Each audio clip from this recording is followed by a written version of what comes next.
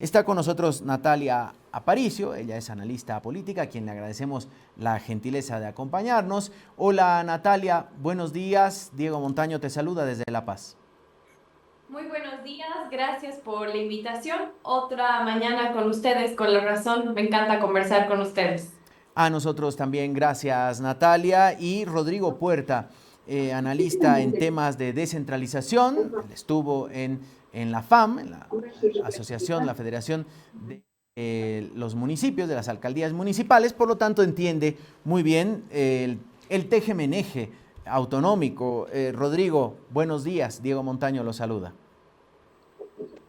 Estimado Diego, un placer compartir este análisis contigo y por supuesto también con Natalia un gran saludo para ella. Bueno, gracias a ambos. Estuvimos hablando hace instantes con el vicepresidente del Comité Cívico Pro Santa Cruz, Agustín Zambrana, también hablando de este tema. Él, lo que destacaba es que sí hay un consejo autonómico en Santa Cruz que está trabajando ya en una propuesta bastante seria y dijo que hasta ahora el gobierno fue puro eslogan y promesas. Y en el tema referido a la autonomía, recuerdo a un Rodrigo Paz, todavía candidato, diciendo: yo juro el 8 y el 9 apruebo el decreto, el 8 de noviembre, y el 9 de noviembre apruebo el decreto del 50-50, porque nadie más que yo, al haber sido alcalde, entiende las necesidades que tiene un municipio. Estamos a 20 de julio y el 50-50 quedó en eslogan. Natalia, ¿cuál tu mirada?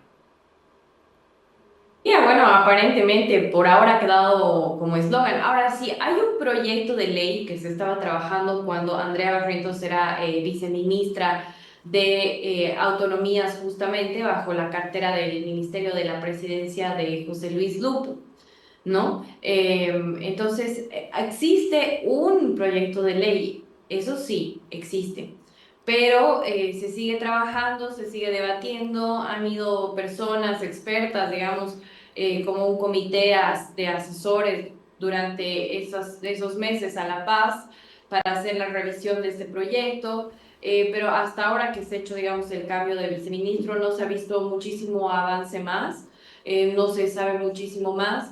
Pero por supuesto el tema de las autonomías tiene que ver con voluntad política, ¿no? Va a ser la voluntad política que tenga este nuevo grupo, esta nueva élite política para verdaderamente hacer la implementación, ¿no? Ahora sí debemos tomar en cuenta que es toda una reingeniería y una reestructuración estatal, no es una cosa tan sencilla, ¿no? Entonces, es algo que va a tomar su tiempo, porque probablemente, si es que el 50-50 se llega a ejecutar, probablemente sería quizá uno de los cambios más importantes que vamos a ver en las últimas décadas, ¿no? No estamos hablando de un cambio de orientación, un cambio de naturaleza, ¿no? De organización política. No es poca cosa. Entonces, habrá que ver qué tan serio se lo tomará este gobierno. No creo que lo puedan hacer en el plazo de un año, al menos todo el proceso. Sin embargo, sí se pueden tomar fases, ¿no? Se pueden hacer fases del proceso, al menos si es que se tiene un camino trazado, ¿no? Que esa es justamente la pregunta que muchos nos hacemos. ¿Existe ese camino? ¿Hay un camino? Al menos me parece interesante la iniciativa que tienen los gobernadores departamentales, ¿no? Gracias. Rodrigo, ¿es muy difícil implementar el 50-50 por decreto o es prácticamente algo que sería un mero trámite? ¿Y se dio cuenta el gobierno cuando llegó al poder o cómo entiende usted lo que está pasando? Bueno, evidentemente lo primero que hay que definir es el 50 de qué, ¿no? Si lo ponemos en retrospectiva y analizamos lo que ha sido el proceso de diálogo del pacto fiscal en años anteriores, las propuestas que se han desarrollado por parte de gobernadores, de gobiernos municipales, autonomías indígenas, apuntaban a que el 50-50 era de la coparticipación tributaria. Principalmente la gobernación de Santa Cruz, la gobernación de Tarija, en ese tiempo justamente el viceministro de Autonomías actual, Adrián Oliva, era el gobernador de Tarija, y La Paz apuntaban a la coparticipación en un 50-50. Bien, ¿qué sucedió en ese tiempo? La propuesta no tenía márgenes de flexibilidad, no tenía márgenes de progresividad, y prácticamente la negociación se estancó en decir que el 50 debería ser de un año para el otro. Entonces, técnicamente, eso es imposible. ¿Por qué? Porque eso implica afectar los sueldos de prácticamente los sectores más importantes del Estado, que son salud, educación, Fuerzas Armadas, policía y parte del antiguo sistema de pensiones. Entonces, en ese momento se llegó a un status quo precisamente porque no se logró un acuerdo de progresividad en este tema. Hoy que se retoma esta agenda autonómica, es importante no olvidarse de lo que pasó en el proceso de diálogo del pacto fiscal anterior, reenfocarlo y fundamentalmente esto de la voluntad política es clave. Lo que nos ha expresado el presidente Paz cuando era candidato era precisamente voluntad política. Lo que expresa continuamente cuando se refiere al 50-50 es también voluntad política, por supuesto. Pero sí, hay que reconocer que el poder hacerlo tiene una dificultad técnica de viabilidad muy grande que requiere de un proceso de concertación muy grande. Tal vez en campaña no se dio cuenta de eso, pero no significa que no haya esa voluntad. Y yo creo que sí hay la voluntad, solamente que ahora los gobiernos subnacionales, tanto gobernaciones como gobiernos municipales y sus sistemas asociativos, deben entrar en la propuesta. Y lo primero que se debe hacer es definitivamente reactivar el Consejo Nacional de Autonomías, porque es el mecanismo que reorganiza, que reconduce todo este proceso de diálogo del pacto fiscal.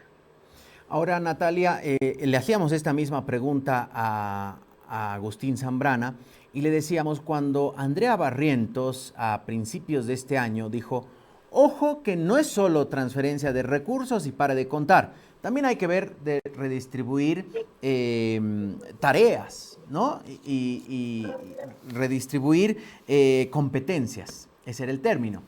Bueno, eso prácticamente le valió el cargo, hubo toda una campaña y le valió el cargo. Bueno, hemos escuchado al presidente Paz prácticamente decir lo mismo la anterior semana y al vocero presidencial lo propio y nadie salió a acribillarlos. Entonces, claramente la postura del gobierno es va a haber mayor transferencia de recursos a las regiones, pero también vamos a ver el tema de competencias. Y ahí tiene que ver algo que mencionaba Rodrigo. ¿Qué pasa con el tema salud? ¿Qué pasa con el tema educación? ¿Quiénes van a pagar los salarios que ahora paga, por ejemplo, que pagan los ministerios y el mantenimiento de las escuelas que están a cargo, por ejemplo, de las alcaldías o de los hospitales de primer nivel, los de segundo en el caso de las gobernaciones? Esta postura puede congeniar con lo que está planteando el movimiento de gobernadores. Yo creo que sí, pero me parece que los gobernadores también están buscando tener más poder, ¿no? Y por supuesto, tener más poder implica que sí tengan que tener mayores atribuciones, ¿no? Y ahí se viene la cosa complicada. Principalmente lo que a mí me preocupa es que vas a necesitar una gran masa de funcionarios públicos que sean muy buenos en gestión y en administración pública, que es algo que no tenemos en nuestro país, ¿no? Porque, ok, uno dice, sí, el gran mal que tenemos es el centralismo y somos víctimas del centralismo. Y por supuesto tiene que ver, sí, con una herencia histórica que tenemos. Hemos sido centralistas, incluso cuando hemos sido colonia, incluso en los imperios anteriores a la colonia. O sea, tenemos una vocación centralista, ¿no? Entonces, incluso dentro de los departamentos se tiene una vocación centralista, ¿no? Es decir, se piensa demasiado en la ciudad y se descuida muchísimo las zonas periurbanas, se descuida muchísimo el campo rural. Eso también es centralismo, ¿no? Entonces, tenemos que entender el centralismo también como un fenómeno, no solamente como una organización política. Y ahí va mi preocupación, que además que necesitas una reconfiguración de las atribuciones, además de eso, pero necesitas gente capacitada para poder llevar a cabo la administración de estas atribuciones. O sea, no es una cosa sencilla. Y por supuesto sabemos que entra un nuevo, ya sea un nuevo representante en el municipio, en el departamento, y cambia a todos los funcionarios de plano, ¿no? Entonces los nuevos funcionarios tienen que volver a organizar la regiduría. Obviamente hay algunos funcionarios que se quedan, que ya tienen su ítem, que son fijos, que pueden sobrevivir a los cambios de poder, digamos, a los cambios de partidos políticos, pero eso no te garantiza de que vas a tener de nuevo una nueva masa de funcionarios que no sabe por dónde empezar, ¿no? Entonces, claro, muchos se enfocan, sí, tenemos que empujar el 50-50, pero no nos estamos enfocando en quizá uno de los temas más importantes, que es justamente cualificar a los funcionarios públicos. Y mucho más importante quizá, empezar a pensar en un proyecto de ley que exija que haya una escuela de funcionarios públicos, así como hay una escuela diplomática que debería ser, digamos, por meritocracia, que debería tener niveles, que debería sumar los niveles para ocupar ciertos puestos de funcionarios públicos, porque la administración pública no es un juego, ¿no? Por eso Bolivia está como está. Según los datos del censo del 2024, apenas el 30% de la población boliviana tiene acceso a todos los derechos, a todos los servicios básicos. Imagínense, y eso tiene que ver, sí, obviamente con una mala administración centralista, sí, que es una herencia que la tenemos hace décadas y décadas y décadas, pero también tiene que ver con gente que no ha estado calificada, que ha estado tomando decisiones importantes, ¿no? Que no está invirtiendo donde tiene que invertir. Entonces hay que ver este tema de esta reconfiguración con un ojo más crítico, ¿no? Pensar un poco más allá, pensar en el día después. No es solamente repartir recursos, no es solamente ver una manera diferente de redistribuir los recursos, sino verdaderamente empezar a pensar en cómo podemos manejar el Estado de forma inteligente, ¿no? Pero principalmente cómo podemos empezar a tomar decisiones desde el Estado a cualquier nivel, municipal, departamental, etcétera, regional, pero empecemos a tomar decisiones basadas en datos, ¿no? Que falta muchísimo. O sea, hay algunos ministerios que piden datos a empresas privadas, porque no tienen ellos datos como Estado, ¿no? Entonces, sería muy bueno que los gobernadores también vean más allá, ¿no? Más allá del poder que pueden tener, más allá de los recursos que puedan tener y verdaderamente empezar a trabajar por Bolivia y empezar a trabajar y tomar decisiones inteligentes basadas en datos. Rodrigo, ¿hay que modificar alguna normativa o implementar lo que está en la Constitución y en la Ley Marco de Autonomías? Definitivamente tiene que plantearse desde luego del debate, el diálogo, el consenso, una agenda legislativa. Esta agenda legislativa puede tener consideraciones desde la modificación de la ley marco de autonomías, la disposición que establece los porcentajes, eh, hasta el diseño de una nueva ley de gestión pública, por ejemplo, que hoy por hoy nuestra administración pública tiene un marco normativo que tiene más de 30 años, ¿no? Es preconstitucional, es la ley 1178, y a veces este marco se considera como la vaquita sagrada de la administración, de la gestión pública. Incluso el anterior gobierno del movimiento al socialismo asumió que la ley 1178 era una vaquita sagrada que no debería tener modificaciones, y en vez de lograr, a mi criterio, un sentido de eficiencia, de gestión por resultados, tiene muchos huecos y ha permitido, por supuesto, corrupción y una serie de temas. ¿A qué me refiero con la agenda legislativa? Los gobiernos departamentales, municipales, ya deberían empezar a proponer esta agenda. O sea, más allá de que el gobierno nacional tarde o no en espabilar, en ver cuál va a ser el mecanismo, ya los gobiernos nacionales tienen que plantear. Hay ya esta propuesta de los gobernadores, me parece muy interesante, incluye ya el principio de progresividad, pero también hay ya propuestas de los gobiernos nacionales. La semana pasada en La Paz se reunió la Asociación de Concejales de Bolivia, la ACB, y comentarles que aprobó una propuesta de 8 temas, ocho leyes, y configuran incluso a mi criterio una propuesta mucho más completa, más integral que la propuesta de los gobernadores, solo para mencionarles algunos de los temas que ahí se proponen. El primero es que se abrogue la ley 767, que es el Fondo de Exploración Hidrocarburífera, es un 12% que se quita a los gobiernos municipales. Actualmente hay una ley en la Cámara de Senadores que el fondo que se constituyó en base a estas retenciones se vaya a las gobernaciones. Los gobiernos municipales están pidiendo que se distribuya de la misma manera que se contribuyó. Vale decir, los gobiernos municipales han contribuido a ese fondo del 70%, debería devolvérseles ese 70%, y no todo a las gobernaciones. Primer punto. Segundo punto, hay una ley que tiene que ver con el crédito público, y esta ley del crédito público me parece muy potente porque dice, a ver, el total de deuda pública interna y externa que contrae el país, hagamos una regla 10-10, el 10% de todos estos recursos por 10 años. ¿Por qué por 10 años? Porque puede ser lo que tardemos en recuperarnos en producir nuevamente hidrocarburos o en cambiar esa matriz, ¿no? Entonces, ¿con qué se está sosteniendo el Estado en inversión pública? Al menos con créditos. Entonces, lo que dice esta propuesta es, del total de créditos públicos internos y externos, al menos el 10% debería ser para las entidades subnacionales.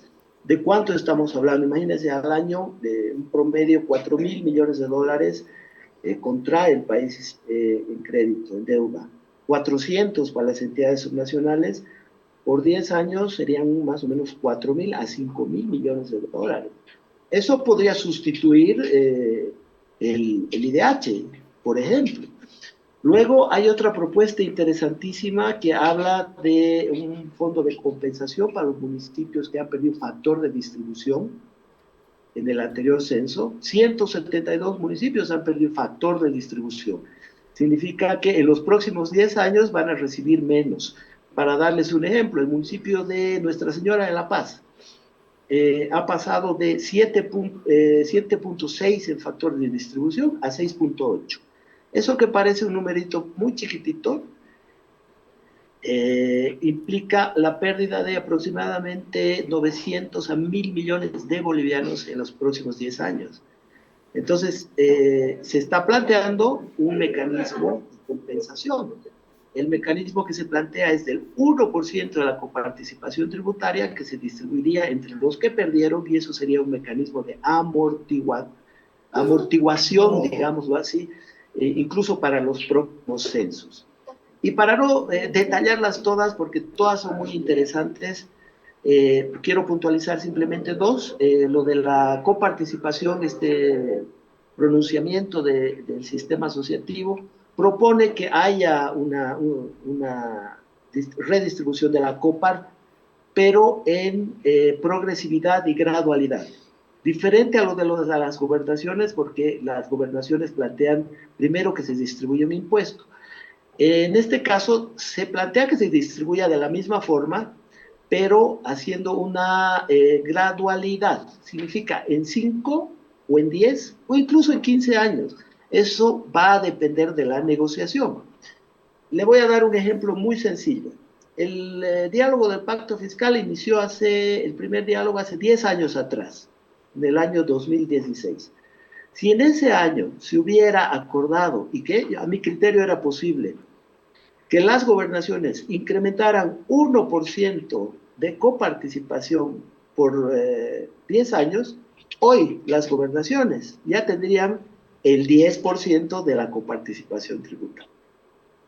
Entonces, mire, hemos perdido 10 años en dar vueltas y dar vueltas y claro, el discurso es bonito de la gestión por resultados, etcétera, de la visión de país, sí, pero hay un tema que es crucial, se llama base material. Las autonomías sin base material, más allá de las buenas aspiraciones o de la complejidad técnica de la autonomía, etcétera, y del debate de las competencias, sin base material, el resto es libre. Y lo último es que en esta propuesta también veo dos cosas muy interesantes. Una que tiene que ver con un marco general para alianzas público-privadas. Hoy no existe un marco general que dé seguridad jurídica. Los municipios, por un lado, a lo que le llaman alianza público-privada, o es usufructo, o es comodato, o es uso de bien público, o es algún tipo de contrato que todavía se basan en las normas básicas del SAPS. Y no hay seguridad jurídica para las alianzas público-privadas. Dígame usted, ¿dónde puede ir usted a registrar su alianza público-privada? ¿En el registro de empresas? No, hay que cambiar el código de comercio. ¿Qué pasa si hay una controversia entre el público y el privado? ¿Dónde se va a quejar? ¿Dónde hay un mecanismo de arbitraje? No lo existe tampoco. Necesitamos un mecanismo que dé esta seguridad jurídica y que permita que los gobiernos municipales, a partir de esto, puedan implementar alianzas público-privadas. No es solamente decir, nos gusta, queremos, vamos a hacer un comodato del terreno para que vengan a invertir. Necesitamos un marco general. Y esta es una de las propuestas que hemos encontrado acá. Y solo una de ella pinta. También están proponiendo que la inspección técnica vehicular pase a los gobiernos municipales. Porque ustedes sabrán, no existe una sola persona en este país que diga que la inspección técnica vehicular está siendo muy bien manejada y que es un lujo en manos de la policía. Si existe una, muéstrenmelo. Pero bueno, no quiero ahondar más porque es un montón de propuestas y yo creo que eso es lo que se debe hacer, proponer, y el gobierno tiene que ser responsable y convocar al Consejo Nacional de Autonomías lo antes posible para escuchar todo esto. Rodrigo, muchas gracias por acompañarnos esta mañana, el arranque de la tarde. De igual manera a Natalia. Nos ha quedado corto el tiempo, pero seguro vamos a volver a convocarlos para hablar de este tema. Natalia, para finalizar, ¿qué señales políticas debería dar el gobierno para decir lo que dije en campaña lo sigo sosteniendo? Voy a apostar por profundizar las autonomías y que no sea, como nos decía el vicepresidente cívico, que durante la gestión de Evo Morales se dilató, la de Áñez no hizo nada, la de Luis Arce mucho peor, y hasta ahora decía son solo promesas. Eso para finalizar, Natalia. Bueno, este 5 de agosto se tiene prevista esta reunión que está destinada para trabajar en el 50-50, este acuerdo nacional, justo en vísperas del 6 de agosto, el aniversario de nuestro país. Así que esperemos que el 5 de agosto no sea un compromiso, una hojita firmada y ahí lleno de buenas intenciones y de utopías y de cosas bonitas y flores, ¿no? Esperemos que verdaderamente en ese acuerdo se lleguen a puntos específicos, claros, prácticos, y que puedan empezar a aplicarse, ¿no? Ojalá que este 5 de agosto nos den esa señal política, porque me parece que el proceso social boliviano de descentralización empezó hace muchísimo tiempo está ahora ya empezando a tener un poquito más de cuerpo, lo cual es una buena señal en general como proceso social y político, pero ahora sí falta una verdadera intervención, una verdadera ejecución de esta idea, de este proceso que empiece a cuajar, ¿no? Ahora ahí sí es bien interesante la figura del Estado plurinacional, que debemos dejar de verlo como un tema o un concepto masista, porque lamentablemente se piensa así, ¿no? El Estado plurinacional es un tipo de Estado que está teorizado, que está escrito, que no tiene nada que ver con el movimiento al socialismo, pero que puede ser, digamos, sí, un concepto muy bien utilizado para poder profundizar nuestras autonomías, porque tenemos muchas naciones en nuestro país que no necesariamente tienen que tener la misma forma de manejar sus propios recursos, su propia gente, cuidar el propio territorio, sino que nosotros también debemos ver que este proceso de profundización de las autonomías puede potencialmente llevarnos al federalismo, que es lo que muchos quisiéramos, ¿no? Personalmente me encantaría un Estado plurinacional federal. Entonces, tiene que ver también con un proceso de maduración que vamos a empezar a entender, vamos a empezar a imaginar otra Bolivia, que, bueno, paso a paso, los procesos son así en todos los estados, pero lo bueno es que ya se está hablando, lo bueno es que ya hay grupo de políticos que lo están hablando. Tenemos la ley de descentralización Andrés Ibáñez, que se puede empezar ya por ahí, hacer algunas modificaciones. Se puede trabajar con el Servicio Nacional de Autonomías, entonces existen algunas instituciones, existen leyes. Ahora sí, hay que trabajar y por supuesto, como nos menciona Rodrigo, hablar claramente el tema de dinero, hablar claramente cómo van a redistribuirse los impuestos, que no es una cosa sencilla, es una cuestión delicada. Así que bueno, esperemos que exista voluntad política y podamos ver algo más claro. Muchas gracias, Natalia Aparicio, Rodrigo Puerta. Sin lugar a dudas ha sido una conversación bastante fructífera. Muchos detalles que nos daba Rodrigo, de los que ojalá en algún momento acá en el estudio podamos profundizar y así hablamos más largo y tendido y nos explica a detalle para los que no somos especialistas. Gracias, Sí. Rodrigo. Un fuerte abrazo. Gracias, Natalia. Un abrazo, chao, chao. Un fuerte abrazo a ambos. Salud. Gracias. Estuvimos hablando del 50-50.